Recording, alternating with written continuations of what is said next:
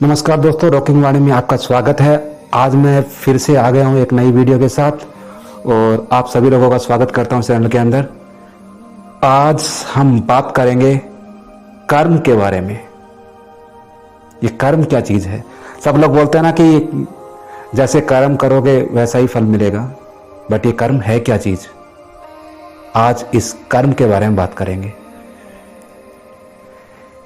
कुछ लोगों की माने तो कुछ लोग ये कहते हैं कि कर्म जो है आप पिछले जन्म में तैयार करके लेके आते हो और इस जन्म में आप वही पाते हो जो आप पिछले जन्म में आप करके आए हो, वही आपका कर्म है।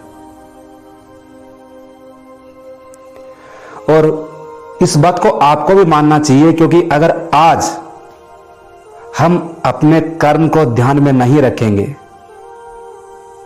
तो आप अगला जन्म खराब कर लेंगे।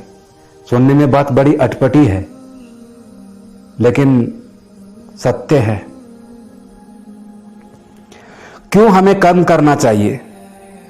कर्म करने से हमें फायदे क्या मिलते हैं? आज हम इस बारे में बात करेंगे। तो शुरुआत करते हैं इस कर्म के बारे में। मैं शुरुआत करूंगा एक ऐसी स्टोरी के साथ जो आपको बताएगी कि कर्म सच में क्या है, कर्म करने से आपको क्या मिलता है। तो एक बार एक राजा था, वो अपने महल के अंदर सभा में बैठा था। उसके सारे मंत्रीगण और उसकी सभा में सारे लोग बैठे थे। तो राजा बैठा बैठा सोच रहा था कि ये क्या है। उसके दिमाग में प्रश्न आया कि ये क्या है। तो उन्होंने सामने बैठे लोगों से पूछा कि मेरे दिमाग में प्रश्न आया है, क्या आप लोग उसका उत्तर जानते हैं? तो सब लोगों ने कहा कि महाराज बताइए, ऐसा क्या प्रश्न है जो आपके दिमाग में आया है? तो वो बोला कि जिस घड़ी, राजा ने कहा कि जिस घड़ी मैं पैदा हुआ था उस घड़ी और भी लोग पैदा हुए होंगे, तो राजा मैं ही क्यों बना? वहां के मंत्रीगण, संत महात्मा सब चुप हो गए। किसी के पास कोई उत्तर नहीं। तो एक संतरी था वहां पे, वो बोला कि राजा हम लोगों के पास इसका जवाब नहीं है। हां, परंतु आपके इस प्रश्न का जवाब एक व्यक्ति दे सकता है। तो राजा बोले कौन? तो बोला कि जब आप अपने राज्य से बाहर जाओगे तो एक जंगल पड़ेगा। उस जंगल में एक महात्मा तप रहे हैं। आप जाके अगर उनसे बात करोगे, इस प्रश्न को उनके सामने रखोगे, तो वो आपको इस प्रश्न का उत्तर दे देंगे। राजा बोला कि मैं अभी जाता हूं। राजा ने घोड़ा उठाया, बैठा और निकल गया। राज्य से बाहर गया, जंगल में पहुंचा और उस महात्मा के सामने जाके खड़ा हो गया। महात्मा को देख के राजा बड़ा अचंभित हुआ। उसको आश्चर्य हुआ कि ऐसा ये कैसे, क्योंकि जो वो महात्मा थे वो चिमटे से अपना मांस खींच खींच के खा रहे थे। तो राजा ने कहा कि महाराज क्षमा करें, मैंने आपकी तपस्या में भंग किया हो या फिर कुछ भी ऐसा हो। तो महात्मा बोला कि राजन, मेरे पास आने का कारण क्या है, मुझे आप वो बताइए। तो राजा बोला कि महाराज मैं सिर्फ आपसे एक ही प्रश्न लेके आया हूं। मेरे दिमाग में एक प्रश्न आया है, तो मैं चाहता हूं कि आप उसका उत्तर दें। तो महात्मा बोले कि बताइए वो प्रश्न क्या है। तो राजा बोला कि जिस घड़ी मैं पैदा हुआ था उस घड़ी और भी लोग पैदा हुए होंगे, तो राजा मैं ही क्यों बना? मुझे इस बात का उत्तर चाहिए।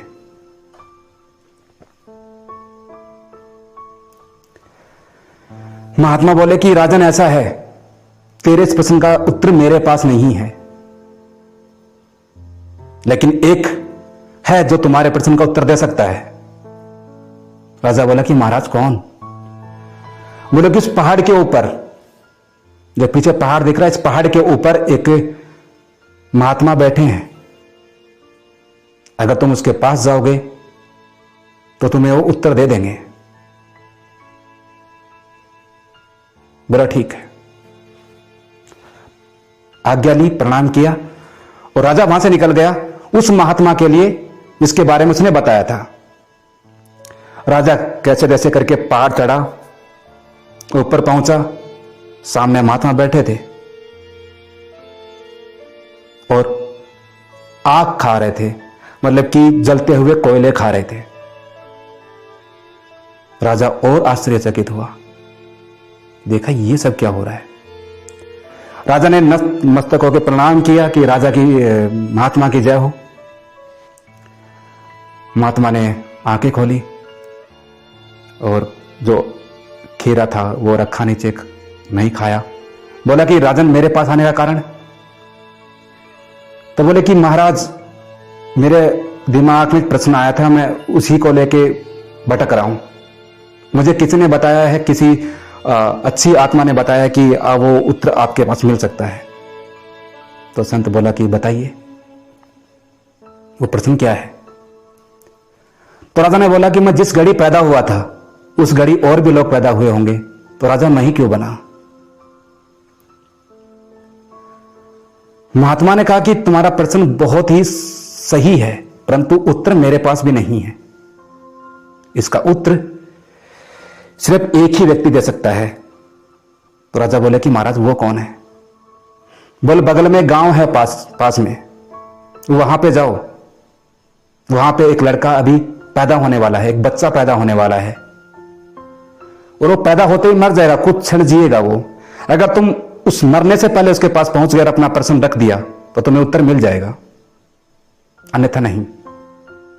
जल्दी जाओ राजन, वक्त बहुत कम है।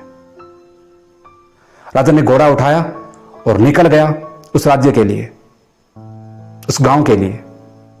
गांव में गया, 2-4 लोगों से बात करी कि भाई इस गांव में किसी के बच्चा पैदा होने वाला है क्या, कोई है कोई ऐसा? तो लोगों ने पूछा भाई किसके पैदा होने वाला है, कौन है, क्या है? तो बताया कि भाई हाँ एक के पैदा होने वाला है। राजा बोले उसका घर किधर है? बोले कि उधर है। राजा वहां पहुंचा तो लड़का उस वक्त पैदा ही हुआ था। राजा का राजन जाते ही हाथ जोड़ लिए कि प्रणाम। बच्चा बोला कि राजन तुम आ गए हो, मैं तुम्हारा इंतजार कर रहा था। बोले मेरा इंतजार कर रहे थे? बोले हाँ, तुम्हारा उत्तर तो देना है, तुम्हारे प्रश्न का उत्तर मैं देता हूं। बोले आपकी बड़ी कृपा हो गया अगर आपने ऐसा किया तो। बोल जल्दी सुनो राजन, मेरे पास वक्त बहुत कम है।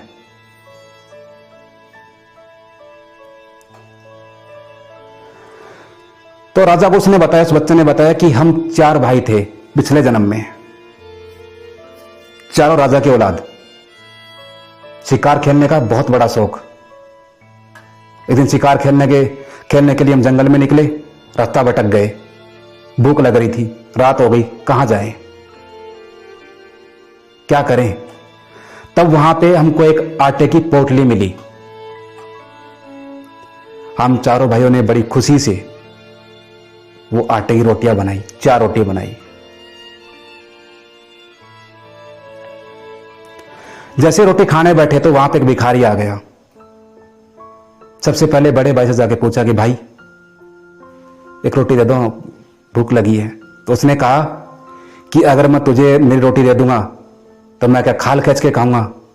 बल्कि जिससे तुम सबसे पहले मिले हो वो वही अपना ही भाई है जो आज खाल खींच के खा रहा है। जब वो भिखारी दूसरे के पास पहुंचा, बोले भैया आप दे दो, बड़ी कृपा होगी, मुझे बहुत भूख लगी है। दूसरे ने कहा कि अगर मैं तेरे को रोटी दे दूंगा तो मैं क्या आग खाऊंगा? जिसे तुम पहाड़ पे मिले हो वो आग खा रहा है। तीसरा वो मेरे पास आया कि भैया आप रोटी दे दो, भूख लगी है। तो मैंने बोला कि अगर मैं तेरे को रोटी दे दूंगा तो मैं भूखा नहीं मर जाऊंगा, तो मैं मां का दूध भी नहीं पी पाता हूं, उससे पहले मर जाता हूं। चौथे आप थे, आपसे रोटी मांगी, आपने उनको रोटी दे दी।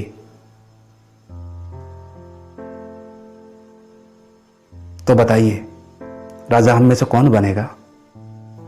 हम तीनों ने कर्म ही ऐसे किए थे, उसका फल हम भुगत रहे हैं।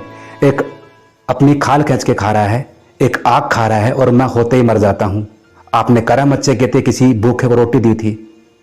आप राजा हैं। बच्चा खत्म हो गया। राजा को अपना उत्तर मिल चुका था। तो मैं आप लोगों से भी यही कहता हूं, कर्म कीजिए, अच्छे कर्म कीजिए, किसी भूखे को खाना दीजिए, नंगे को वस्त्र दीजिए। कोशिश कीजिए कि आप जो भी काम करें वो अच्छे से करें, क्योंकि आपका आज जो कर्म करोगे वो आज नहीं दिखेगा आपको, वो कुछ समय बाद दिखेगा। वो आपके पास रहता है। आपका सबसे बड़ा कमाई जो होता है वो आपकी कर्म की ही कमाई होती है। तो कर्म कीजिए, ज़्यादा से ज़्यादा पानी पीजिए, क्योंकि पानी पीने से चंद्रमा ठीक होता है, अच्छे दिखोगे, सुंदर दिखोगे। और ये वीडियो आपको अच्छी लगती है या फिर अच्छी लगी तो इस वीडियो को लाइक कीजिए, चैनल को सब्सक्राइब भी कीजिए और आपका प्यार है वो हमें देते रहिए, क्योंकि जब तक आप अपना प्यार हम पे नहीं बरसाओगे हम आपके लिए इससे बेहतर वीडियो नहीं निकाल पाएंगे। तो हमें दीजिए आज इजाज़त। आज के लिए इतना ही। कल मिलते हैं किसी नए टॉपिक के साथ, तो जुड़े रहिए हमारे साथ।